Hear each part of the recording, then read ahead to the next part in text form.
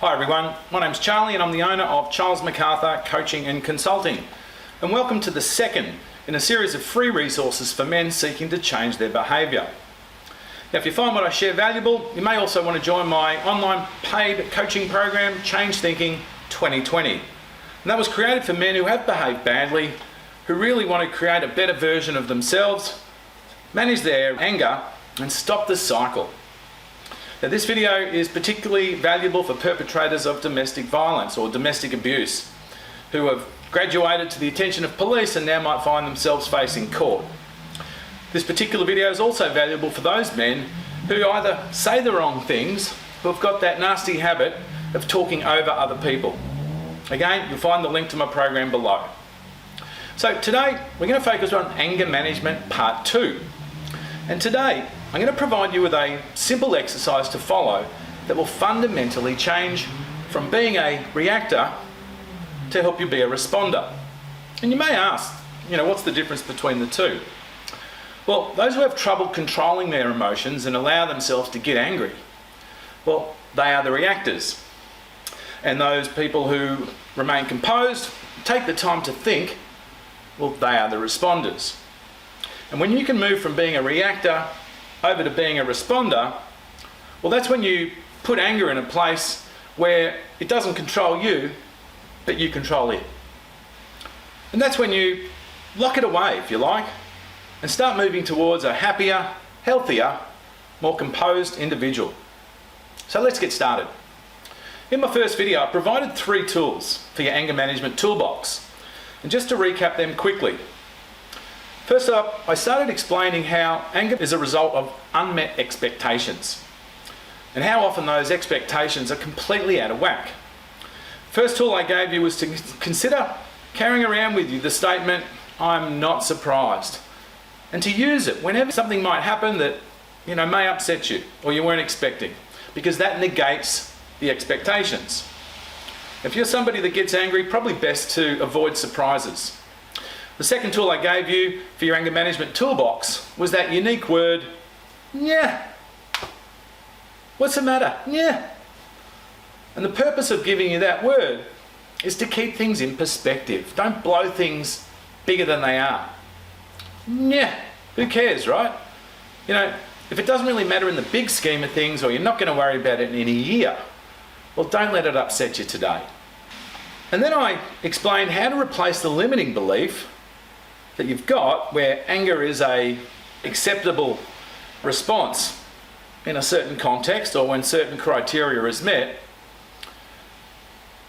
and how to replace that with an enabling belief such as I'm a cool, calm and collected man and I will be for the rest of my life. I gave you that belief statement and I explained how we really need to nurture and grow. Build up the evidence for that belief so it becomes stronger and stronger.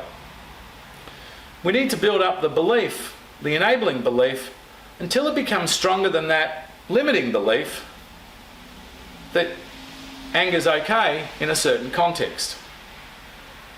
I also explained how every day that goes past that you remain composed, it's another piece of evidence which supports the new belief that you're a cool, calm and collected guy. So in summary, what we're talking about here is setting up a thinking framework or getting the right mindset to control anger. And what that does, it locks away the possibility of it coming out. Because these 3 tools do a few things. The first one negates unmet expectations. Second one keeps it in perspective.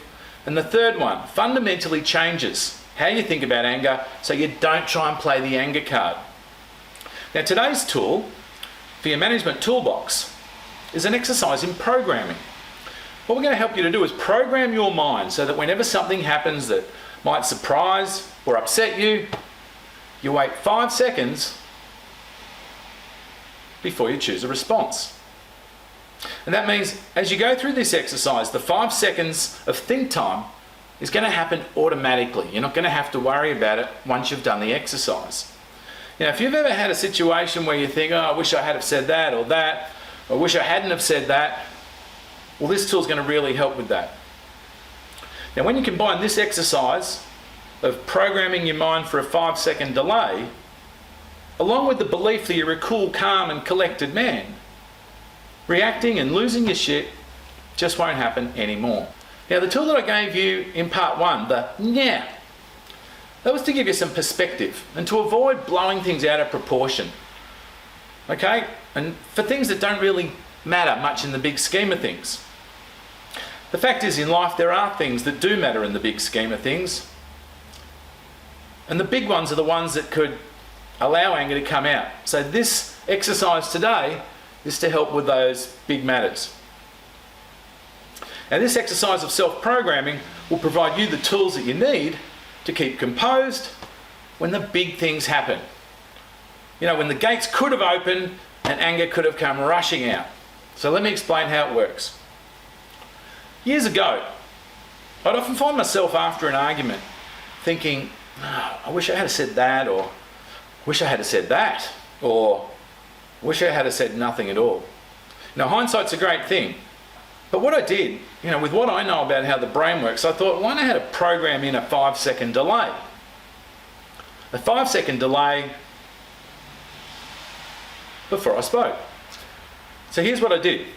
For about a week, and I consciously went out on purpose and started waiting 5 seconds before I spoke to anybody. And I mean anybody. When I'd go to the butcher and the butcher would say, "G'day mate, how can I help you?" I'd go, "Mate, just the meat and some sausages, thanks." When I went to the service station to get petrol, I'd go to the counter, pretend I'm looking for chocolates or whatever, go silent, and then say, "Just the petrol on number 3, thanks." And I had to put little reminders to remind me to do this. I mean, I had them in the car, I had them at home, and I had them at my desk at work. Because with everything going on in your life, sometimes you forget about what projects are going on. So the little reminders really helped. Now, on the first day and the second day, look, it felt a little bit weird. I actually felt like I was holding people up while they were waiting for me to answer. But then I realised that 5 seconds is not that long. And almost everybody's happy to wait 5 seconds for me to give an answer. I realised that the 5 seconds was mine. I could use the 5 seconds, and it was a reasonable amount of time for people to wait for what I had to say. Now, by day 3, it started actually feeling quite okay to use the 5 seconds before responding. I got more comfortable with it.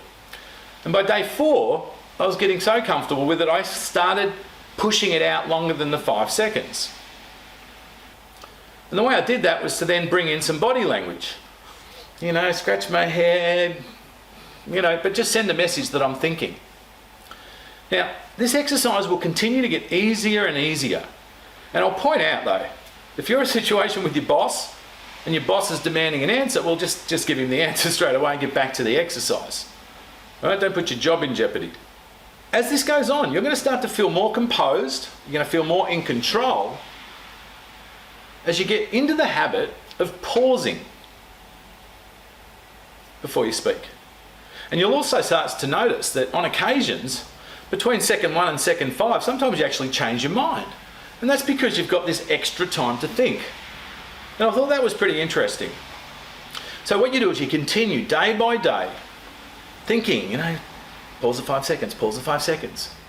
And for me, it was around about day 5, I think, and I was at home and I got the signal that I was waiting for. So for 5 days, I'd consciously been reminding myself, don't say, wait for 5 seconds, wait for 5 seconds, wait for 5 seconds. And I was at home and I heard my wife call out in a tone that indicated she wasn't happy. Now, at the time, I was doing some other work. I wasn't even thinking about the whole 5-second delay project. And when she called out in what I've got to say was a pretty annoyed tone. I mean, it's the sort of aggressive tone that previously I might have gone, "What?" But I didn't. I waited the 5 seconds. Before I even responded, before I even thought about it, I'd waited the 5 seconds and said, "Yes, honey, what is it?" And what was it about? I think from memory it was about, pen marks on my t-shirts, on my white t-shirts. She'd been complaining about them for weeks and how hard it was to get them out. And I'd done it again. The fact is, it was a very different outcome because of the 5 seconds that I took to choose a better response. If you give yourself the 5 seconds of think time, you'll come up with a better response. And the better response may just be shutting your mouth. Previously, I might have gone, "What?" But before I even knew it, I was waiting, and then I responded. And in the case of the t-shirt, in this case, it was me that had to backtrack, because she'd asked me a number of times to take more care. And obviously, I hadn't. Her annoyed tone was actually more one of frustration. Frustration on how she gets the message through to me. But the 5-second delay keeps you composed, and it stops those defensive mechanisms from just coming up automatically, which they probably do for you now. You think you're under attack, but you're not. And how many arguments happen over petty things that then spiral out of control because you go into fight or flight mode? Now, when this happened, apart from answering my wife, I was saying, how cool's that? For the first time, I paused without even thinking about waiting the 5 seconds. And that was a sign that this skill has started to become an unconscious skill. Now, it does take a little bit of effort, it takes a little bit of work. You need to put reminders around the house, in your car, and at work to remind you to keep doing the 5-second delay. And it might take you more than 5 days, it might take you less than 5 days. But what you do is you keep doing it consistently until you notice that pause without you even thinking about it. And you'll notice it when it happens. Now, if you do it consistently, as I said, you'll notice it when it happens. Just like doing up your shoelaces without even thinking about it. When you were young and you learned how to tie up your shoelaces, you had to think about it, just like you've got to think about it here. But when you've done it enough times, all of a sudden, you can do it without even thinking about it. Same as driving a car. Okay, at one point, you had to really think about driving a car, but now you get in the car, talking to someone, listen to the radio, you don't have to think about it. So what this process does, it puts a 5-second delay in that your unconscious mind will decide when it kicks in and when for you to use it. Okay, so yeah, it's automatic. But in normal conversation, it's not going to make you wait 5 seconds, only when you need it. Okay, so you're building into your thinking a resource that keeps you composed. Now, once you notice that it's happened automatically, don't stop there. What I do is continue on and keep doing it for a few more days, because you really want to lock this into your unconscious mind. After that, go back to living your normal life. You're not going to wait 5 seconds for everybody anymore. That's just the exercise. Okay? But your unconscious mind will kick in and use that 5 seconds whenever it thinks it needs it. Now, if you've watched Anger Management 1 and Anger Management 2, I just want to say thanks for giving me the time of day to consider what I've said. But I also want to say, well done to you. Well done that you're looking for solutions. And if anger's a problem for you, well done. Now, I'll tell you who finds solutions. That is the blokes that go looking for the solutions. Okay? They're the blokes that can self-reflect and look at themselves and go, wow, yeah, there's an aspect of my personality that I want to improve. And there's almost nothing that a good attitude and some new skills won't fix. Everybody, and I mean everybody, self-included, has got something about themselves that they would like to improve. So you're no different to anybody else. It's just the thing with people who suffer from anger, you need to get it under control, because if you don't, you're putting your own marriage and your own freedom in jeopardy. Holding that belief that anger is acceptable, it's really dangerous. So what I've suggested in part 1 and part 2, all I've done is given you a couple of phrases and 2 exercises to do. I'm a cool, calm and collected man, and the 5-second rule.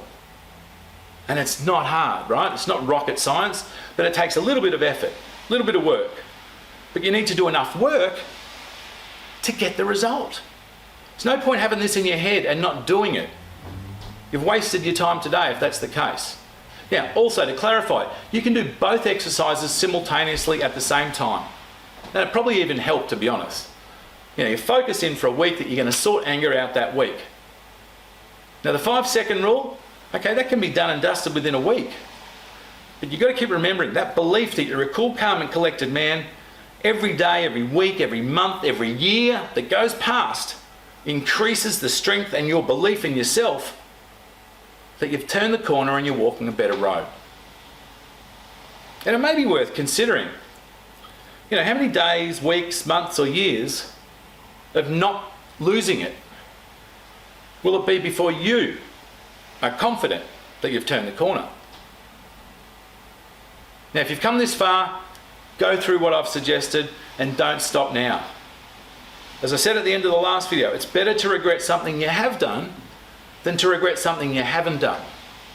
And if you find yourself sitting in the dock and you never did this, believe me, you will kick yourself. Okay, my name's Charlie. I'm from Charles Macarthur, Coaching and Consulting. Just want to thank you for joining me today. I hope that's given you some food for thought. Take care and look after yourself.